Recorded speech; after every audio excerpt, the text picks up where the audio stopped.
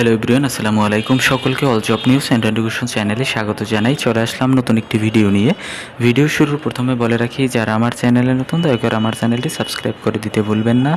যারা ইতিমধ্যে দিয়েছেন তাদেরকে জানাই অসংখ্য ধন্যবাদ। তো আজকে ভিডিওর বিষয় হচ্ছে, দেখেন 3 মাসের মধ্যে প্রাথমিকে 50,000 শিক্ষক নিয়োগ, যা বলেছেন শিক্ষামন্ত্রী। তো শিক্ষামন্ত্রী আজকে একটি অনুষ্ঠানে কিন্তু তিনি এই তথ্য জানিয়েছেন। বলা হয়েছে, শিক্ষা এবং প্রাথমিক ও গণশিক্ষামন্ত্রী ডক্টর আ.ন.ম এহসানুল হক মিলন বলেছেন, প্রাথমিকে 32,000 প্রধান শিক্ষকের মামলা সমাধান জুলাইয়ের 2 তারিখে হবে।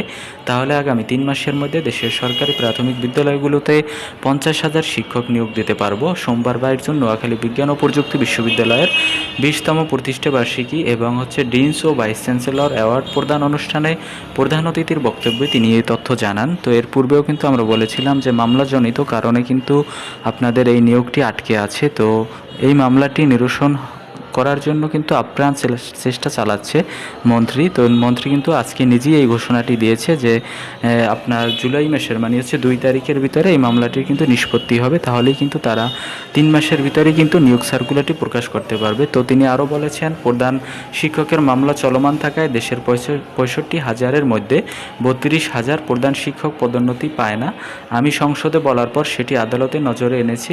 আগামী 2 জুলাই এটি সমাধান হবে। ফলে আমরা আগামী 3 মাসের ভিতরে আরও 50,000 প্রাথমিক শিক্ষক নিয়োগ দিতে পারবো।